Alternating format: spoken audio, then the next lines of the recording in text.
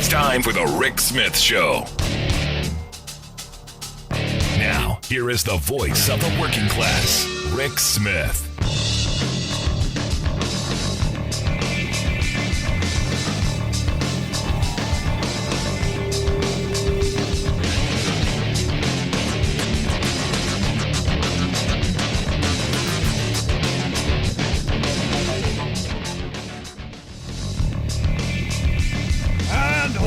Welcome, brothers, sisters, working class heroes.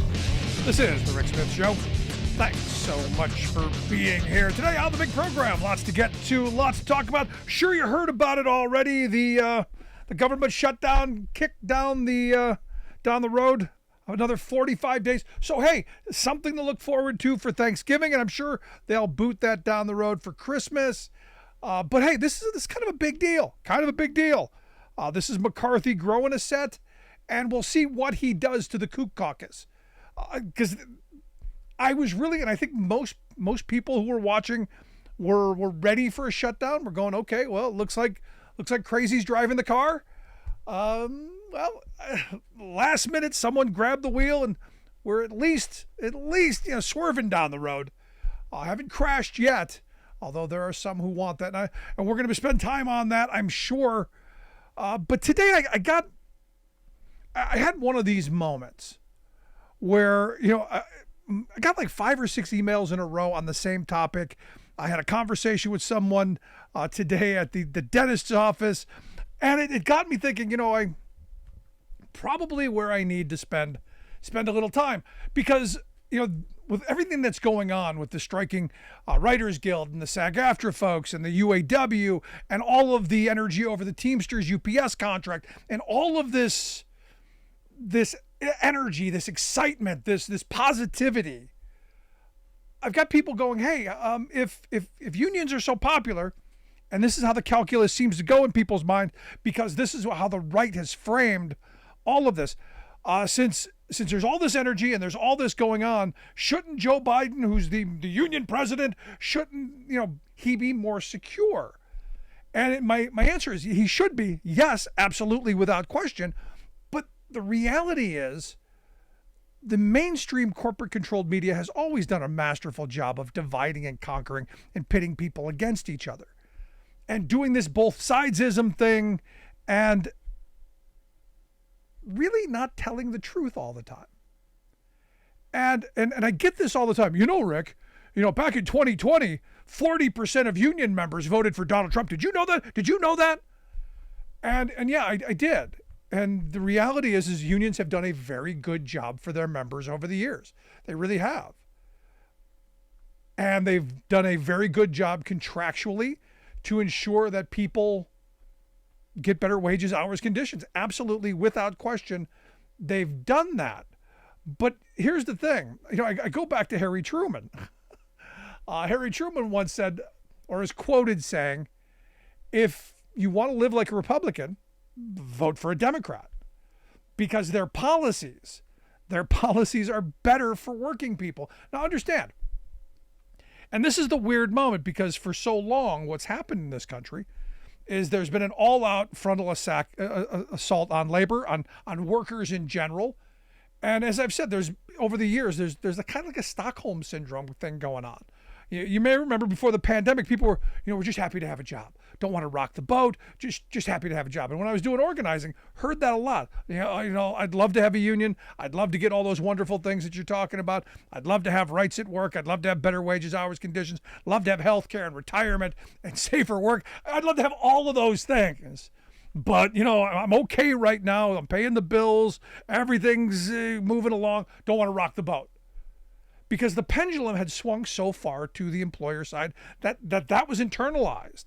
People are like, if I fight for those good things that I want and that we all should have, I could lose everything that I have. And they understood that. Because what's happened is this has been, unfortunately, a hyper-politicized issue. When I was a kid, there were pro-labor Republicans. Yeah, good luck finding one now. But there weren't a lot of them, but there were some. And enough to ensure that the Republican parties fetish, need, desire to destroy labor, to destroy workers' rights, to have a desperation economy of poverty workers and very wealthy overlords, it would kind of restrain that just enough. Because look, what we know is Republicans have historically been the party of the employer class. There was a representative from Pennsylvania who said, well, I care about the people who sign the front of the check, which means everybody else who works for a living, the heck with you. And right now we're at a moment where the current Republican Party, seriously, the no rights at work agenda is their agenda. Every chance they get, they trot out the so-called right to work laws. Even Donald Trump said, I love right to work, 100% behind right to work. Now you go, well, on its face, who could be against the right to work? Because we all love to talk about our rights. But when you talk about conservative right to work, when you talk about Taft-Hartley era right to work, it's nothing to do with rights, or at least not your rights. Anyway, has everything to do with gutting your ability to fight for those better wages, hours, conditions. And look, the whole Republican no rights at work agenda is about making your life worse. It's about pushing pushing a no rights at work agenda, that whole no rights at work law stuff that limits your ability to fight in the workplace. Guts union funding so you can't fight with the employers. Guts unemployment. After the pandemic, how many red states went and gutted their unemployment benefits? As if they were, high class living before the pandemic. They went in some states cut it down to 6-8 weeks from 26? Because, hey, we don't want those working people to get comfortable not working like our class. And then you get into all the other stuff, deregulating worker safety, which makes places less safe while simultaneously weakening workers' compensation protections. So when you get hurt, the penalty isn't as bad. I mean, I talk all the time about going back to the days of the Lochner era, where if you're hungry enough and desperate enough to work in poverty conditions for desperation wages, it's your right, it's your freedom, it's your liberty. And you go back to that era where, under the doctrine of liberty of contract, they shot down maximum hour laws, minimum wage laws, safe worker conditions law. Basically anything that would restrain the employer from maximizing his profit off of your back was ruled illegal, unconstitutional, because it was your choice. Just like it's your choice to have hungry children. And this is one of these things that you go, every advancement of the 20th century right now is under attack. It's under assault by the same party who was against it when it was being enacted, the Republicans. And these are the same people who I talk to all the time, who encourage an at-will employment situation. And they're promoting all of the myths. And I just heard this today. Those union workers, those UAW workers, they're lazy. Now, this is someone sitting behind a desk, not even concerned about a paper cut because everything's on computers now, telling me that the people working on an assembly line, sweating and bleeding and backs and knees aching, that they're lazy.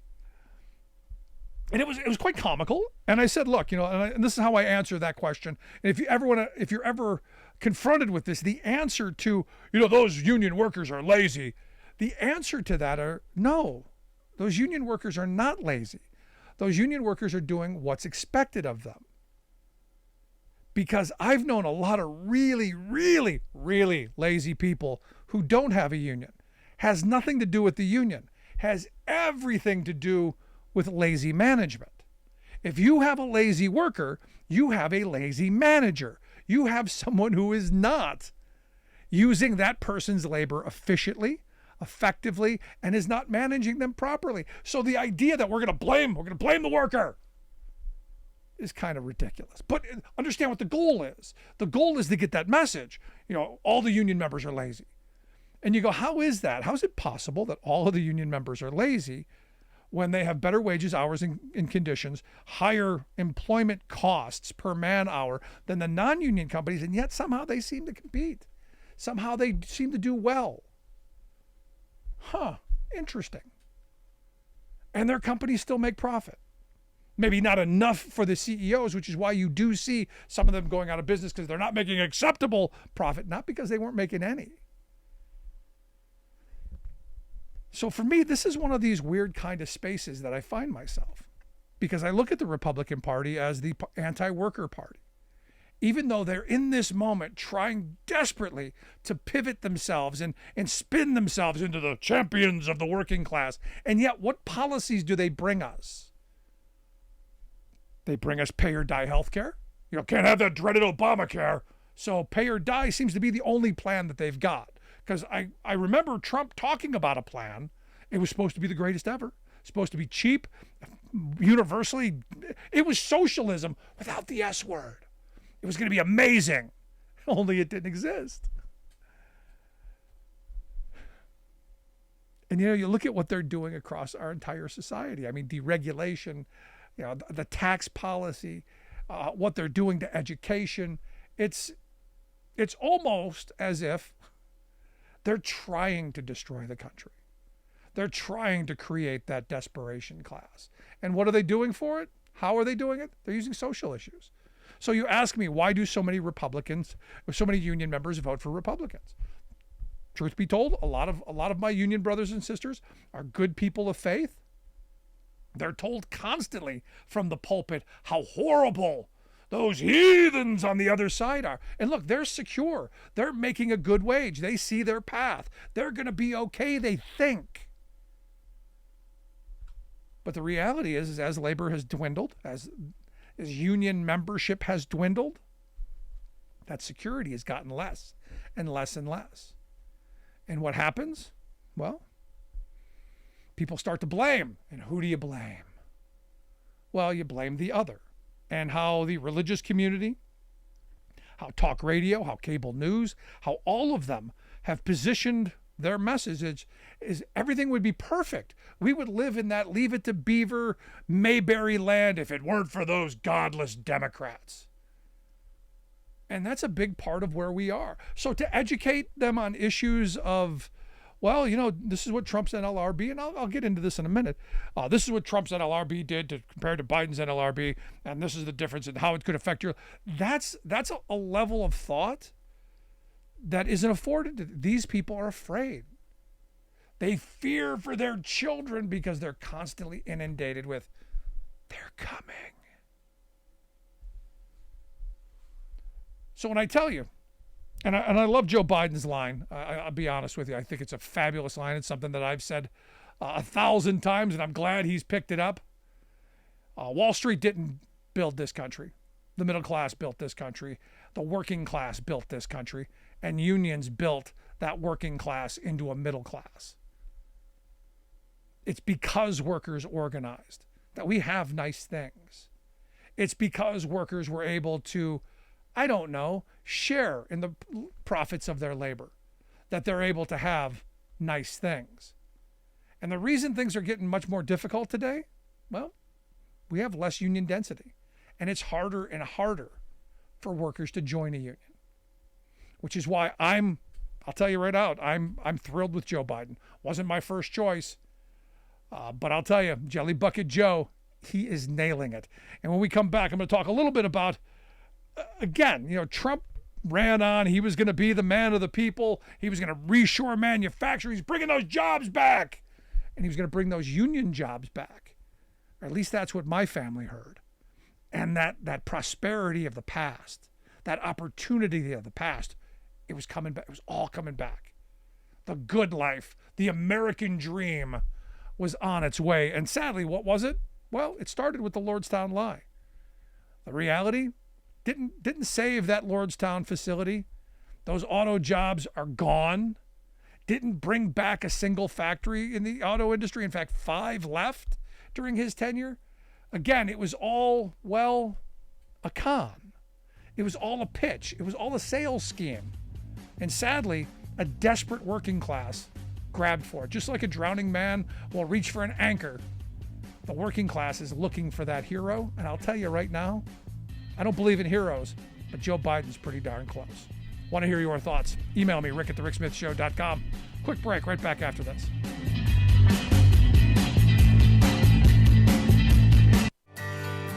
From the steel mills of Pennsylvania, to the auto factories of Michigan, to the modern makers movement, manufacturing makes our nation great. I'm Scott Paul, President of the Alliance for American Manufacturing. We bring business and labor together to advocate for policies that everyone can agree on. Together, we can strengthen manufacturing and create good-paying American jobs. Help us keep it made in America. The best way to strengthen America's economy? How about investing in America's fastest growing industry? Clean energy. It means millions of jobs that pay well and can't be outsourced. And lower utility costs for families. Congress, let's get it done. It takes a lot to raise a family. A good job, a good salary, and some patience. A lot of people my age are drowning in college debt, but I chose a different path. I'm a member of the IBEW, the International Brotherhood of Electrical Workers. I work hard for my job, and I love what I do. I had a lot of choices for my future, but I made the best choice for my family. IBEW, the right choice. The old factory towns in America's heartland have been taking a beating. Thing is, though, there's a light at the end of the tunnel. The new CHIPS bill that got passed will bring jobs back home and has already resulted in big announcements of major new factories opening. The American Recovery Package has allowed cities and counties to hire new police officers and firefighters and start rebuilding their communities again. We're finally turning things around after 40 years of screwing over working people. But will we keep moving in the right direction? That's our choice. So I had a local politician tell me that, it's Pennsylvania's manufacturing week's coming up. Rick, did you know? And I said, yeah, I know. We do a lot of manufacturing weeks because manufacturing is important. It's important to have a manufacturing community. It's important to have those jobs. And what we know is, and the facts they've been throwing around is that manufacturing is the sixth largest industry in the U.S. by employment. We manufacture about $113 billion in gross domestic product. Employs some, 560,000 people here in Pennsylvania alone. About 10% of our workforce, more than 14,000 factories and plants here in the state of Pennsylvania. And really across the country, it is the driver of our economy. It's you take raw materials, you turn it into something of value, and you sell it. This is how economic activity happens.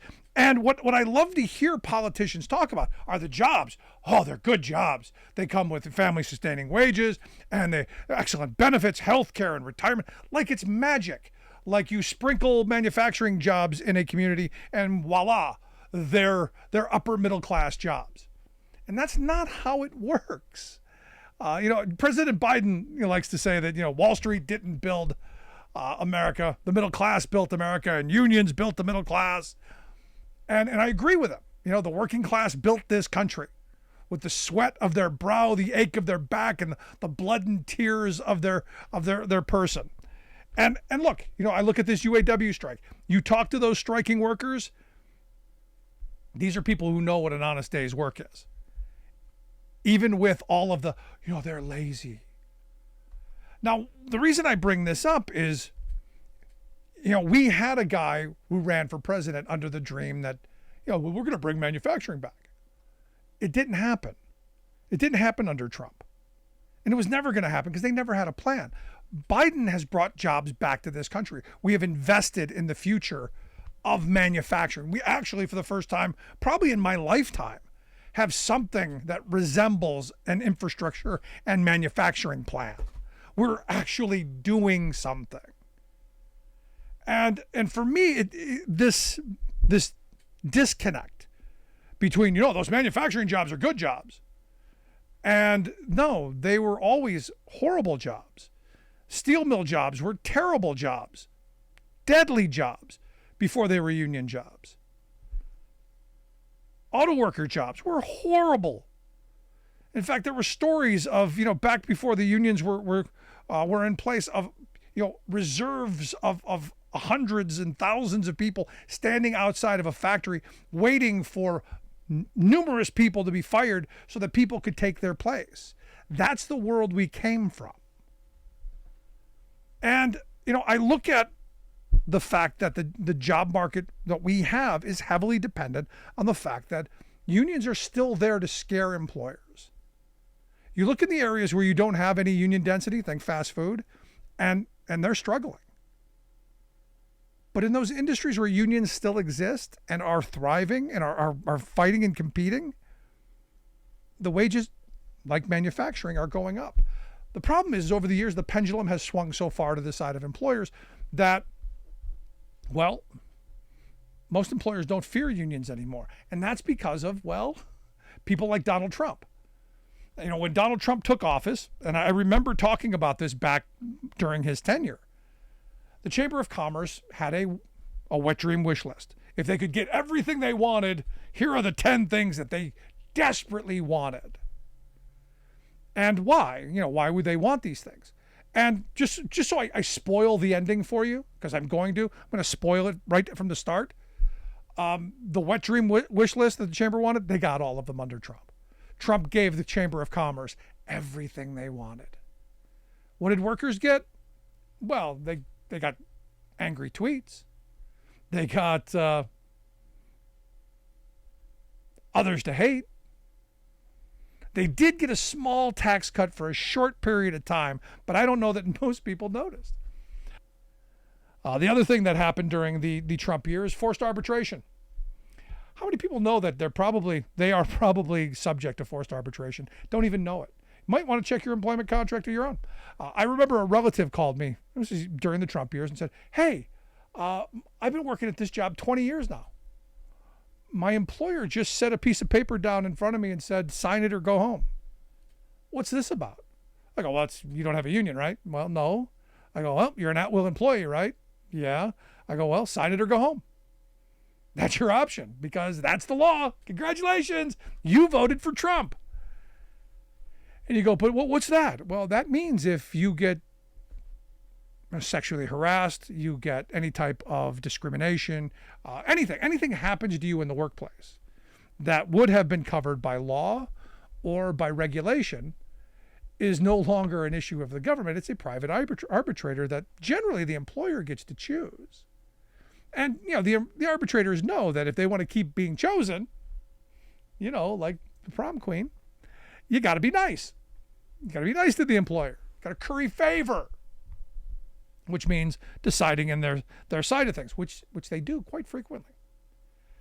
The Trump NLRB also made changes to the management rights clauses that give employers more power to, well, change the collective bargaining agreement. You know, because contracts aren't real contracts for workers. They're just suggestions, I guess, in Trump world. Yeah, I mean, we could go through all of this. The one that got me, and like I said, you know, the Chamber had 10 points on their wish list, and they got all of them.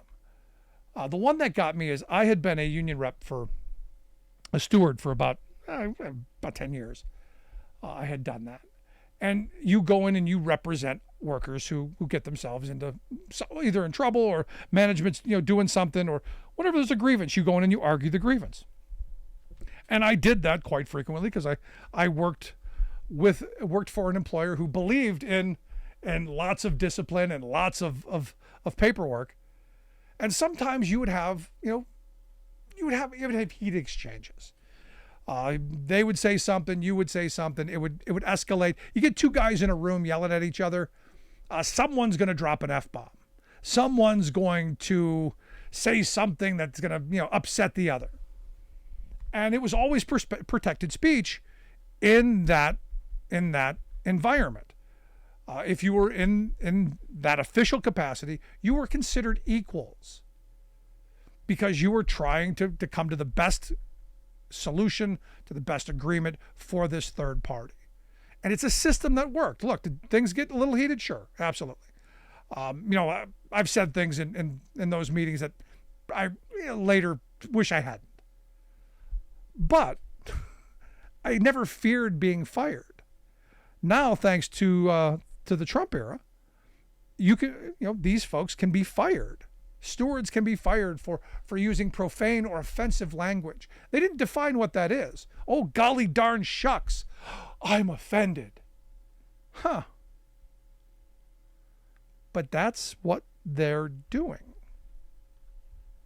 They allowed employers to keep their investigations confidential, gag employees from talking to each other about any investigations. They've given them what they want. Complete and total power.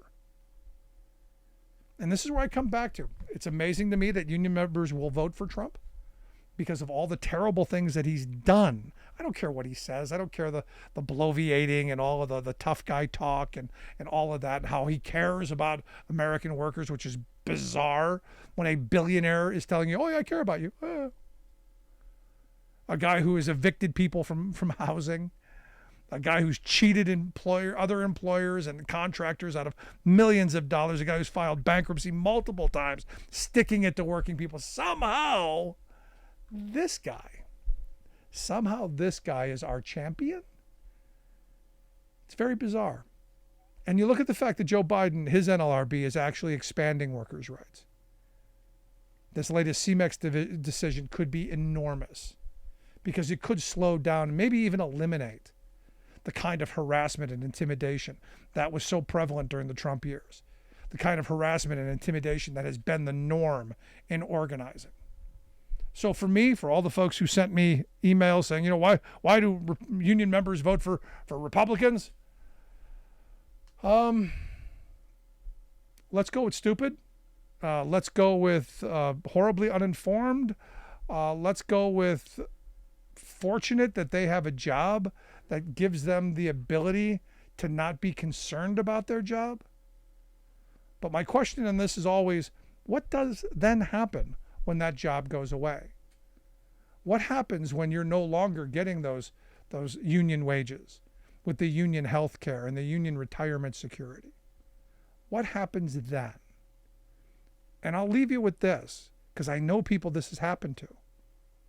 Regret. Lots of regret. Boy, I sure wish I had that union job. I sure wish I had that health care. Instead of fighting to make things better, and this is my problem with where we are as a country, instead of all of us collectively in the working class saying, you know what, we want things better for all working people, not just a handful. We want better opportunities, better wages, conditions, better health care, better education, better. We want better. Until we can all say that, we're going to continue to rip at each other and tear at each other. We're going to continue to get what we've gotten. And that, screwed. I want to hear your thoughts. Email me, rick@thericksmithshow.com. Appreciate it. See you back here next time.